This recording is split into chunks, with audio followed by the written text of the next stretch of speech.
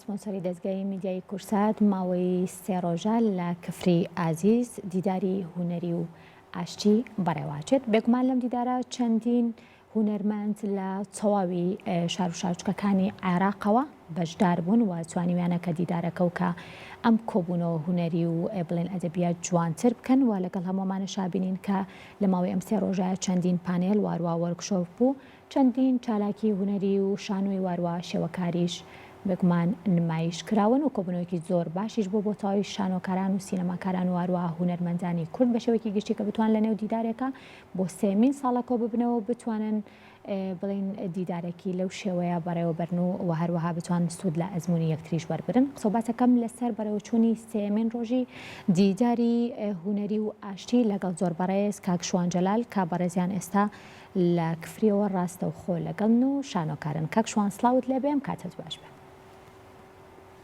سڵاو لە بەڕێزانتان، سڵاو لە بەڕێزتان و هەروە سڵاو لە بینێران. زۆر سپاس بۆ تۆ کاک شوان. پێم خۆشە بزانم دیدارەکە ئەمڕۆ کە سێمین ڕۆژی بوو چۆن بەڕێوە چوو؟ ئەمڕۆ سێمین ڕۆژی دیدارەکە بوو. تاوان پێش هەموو شتێ زۆر سپاسی دەستگای میدیای کورسات دەکەین بۆ سپۆنسەرکردنی میدیایی کە توانیەی دەنگ و ڕەنگی ئێمە لەم شاری نوێکردنەوەی شعری کوردی و شاری لەتیف هەڵمەت و شاری قوربانیدان و شاری شەهیدان بەڕێوە بچێت.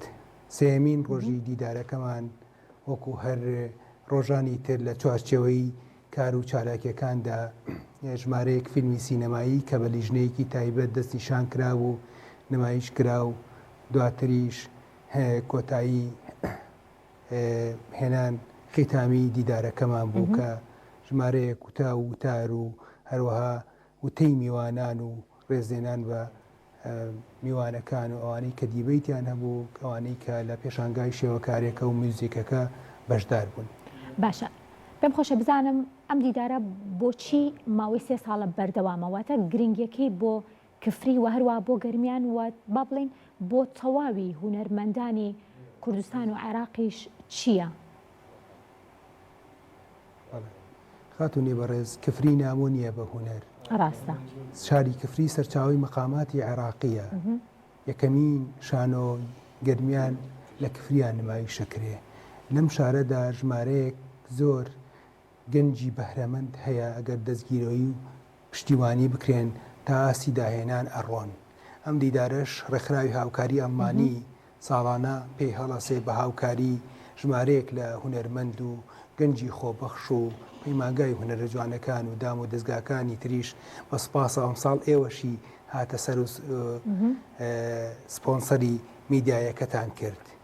بێگومان سازدانی دیداری لەم شێوەیە بۆ ئەم ناوچەیە وەک لە پێشتراوتم کە سەرزەمینی خەبات و قوربانیدان و قوربانی گران بەها بووە، بایەخێکی تایبەتی خۆی هەبووە. خۆتان نەزانن هێشتا ئاسەواری بەعس و وێرانکاری لەم مەنتیقەی ئێمەدا ماوەتەوە. هیچ ملەتێکی زیندوی دنیاش نییە بە دۆخێکی ئاوا تێپەڕ بوو بێت یەخەی هونەری نەگرت بێت تاوەکو ژیان و ئینسانی پێوە بینا بکاتەوە. خۆتان ئەزانن ئەگەر سەقافەت و ڕۆشنبیری و دیدار و کار و بەرهەمی هونەری و ڕۆشنبیری لە جێگەیەکدا ئامادە نەبێت، ئەوە کۆنەپەرستی، ئەوە تاریکی هێزی کۆنەپەرست جێگەیەگرێتەوە. لەم ڕوانگەیەوە ئێمە ومانان و ئەو گەنجە خۆنویستانە و بەسپاسەوە ڕێکخراوی هاوکاری ئەڵمانی و ژمارەیەکی زۆر لە خەڵکی کفری شانیان داوەتە بەر بەرپرسیارەتێکی گەورە بە تێچوویەکی کەم بەڵام بەکارێکی گەورە. ئەم دیدارە ویستی پەیامێک بگەێنێ، پەیامەکە پەیامی ئاشتیە.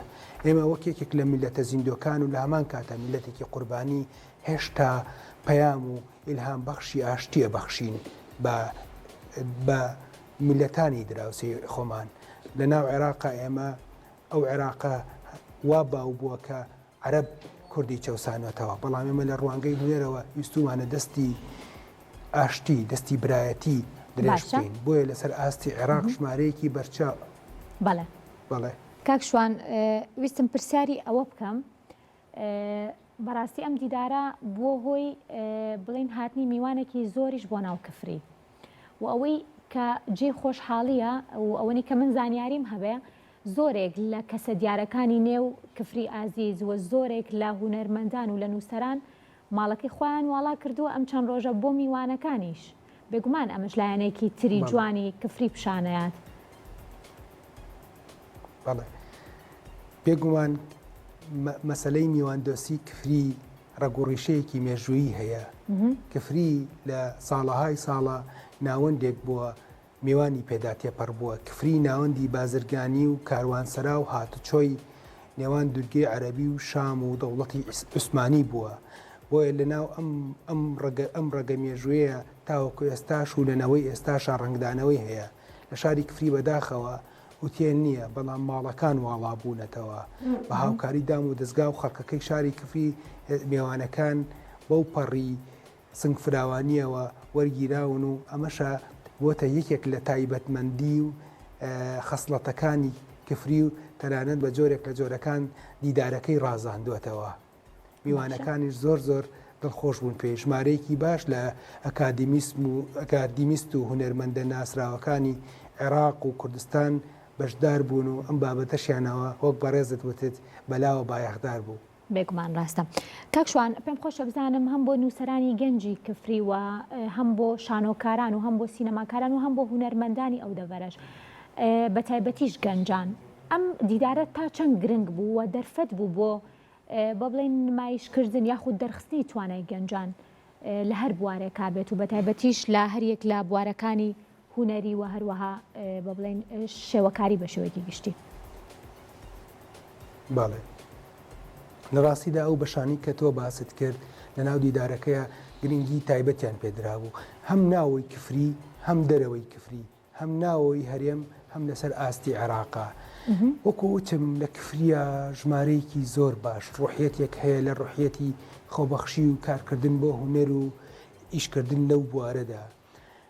تەسەوور بکە ئەوەی لەم دیدارە پیشاندرا ئەگەر کۆ بکرێتەوە و دەعم بکرێ و پشتیوانی بکرێ گەنجی کفری هونەرمەندی کفری هونەرمەندی گەنجی کفری تا ئاسی داهێنا نەتوانێ بچێت.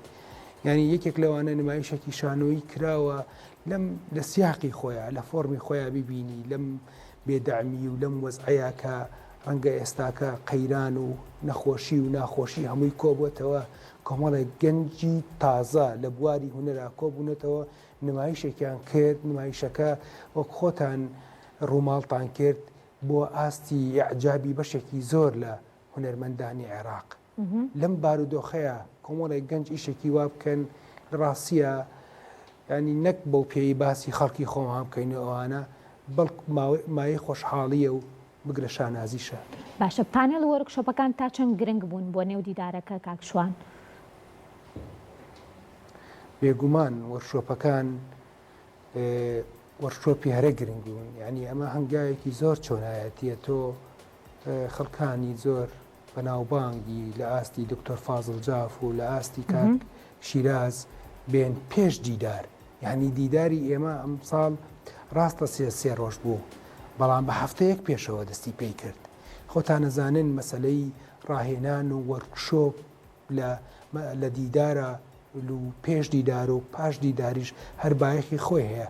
بۆیە ئەم ساڵ دیدارەکە ژمارەیەکی باش وەرکشۆپ و دیبەیت و گفتوگۆی چڕۆپڕ و هەمەلایەنە و زانستی و هێمنانەی لە خۆ گرت کە خۆشی فەلسەفەی دیدار بۆ ئەوەیە ئینسان لە یەکتریوە فێرە بێت، ئاڵوگۆڕی زانیاری و معریفەی هونەری بکات.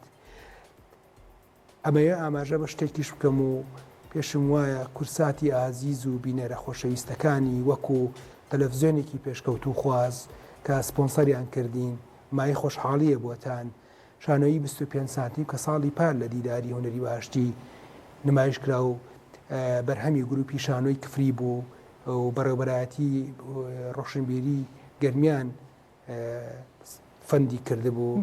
ئەم شانۆیە هەر لە چوارچێوەم دیدارە ساڵی پار نمایش کرا هونەرمەندانی عێراق کە بەندە دەرهێنەری بوو ئەعجابێکی گەورەیان بۆ هەیە بوو وا بڕیارە لە فستیڤاڵی نێودەوڵەتی شانۆی بەغدا نمایش بکرێت. زۆر باشە کەواتە دیدارێکی لەم شێوەیە تا چەند دەرفەتە بۆ نمایشکردنی بەهرەی گەنجانی ژارێکی تر لە نێو چالاکیەکانە.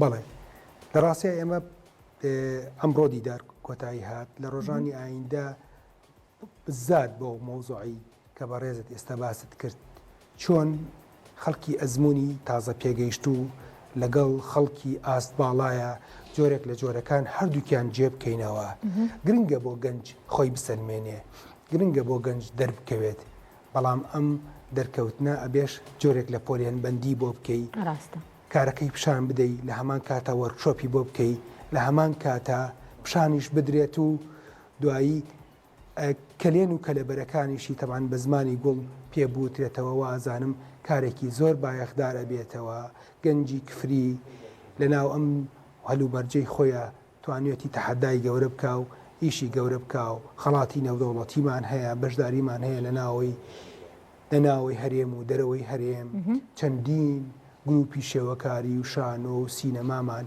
هەیە لە شارێکی بچکۆلەیە بەڵام ڕاستە شارەکەمان بچکۆلەیە بەڵام خەونمان ئیشەکانمان و ئازانم گەورەیە.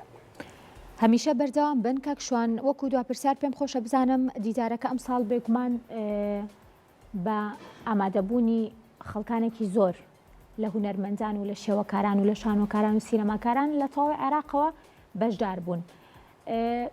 چ شتێکێک کە گرنگ بێت تۆ خۆت وەکو گەنجێک وەکو شانۆکارێک پێشنیارێکی بووی کە لە ساڵانی ئایندا بۆ دیدارەکە زیاد بکرێت و بتوانێت سوود بە گەنجانی بەهرەمەند و بە تەواوی بابەتەکانی نێو دیدارەکە بکە؟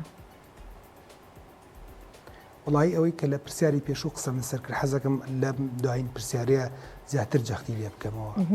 من زۆر لایەنگری ئەوەم و هەروە شەزانم فەلسەفەی ئیڤێنتکردن بۆ ئەوەیە زیاتر وەرشۆپ بکرێت پێش دەست پێکردنی دیدار بە چەند ڕۆژێکیان بە دە ڕۆژێکیش دیدار لە پێش وەرشۆپ بکرێت لە بواری شێوەکاریە ئێمە شێوەکاری باشمان هەیە بەڵام خۆتان نەزانن هونەری شێوەکاری هونەری شانۆ ڕۆژ بە ڕۆژ گەشەکات ئێمەش بۆ ئەوەی بەم گەشەکردنە خێراییە بگەین مواکەبەی ئەم تەتەورە بکەین ئەبێ بە جددی بیرروڕای ئاڵوگۆڕکەینەوە خەڵکی بەتوانا بێنین لەگەڵ یەکدیە نیقاشێکی جددیانە بکەین لە هەمان کاتە گوێ لە یەکتری بگرین.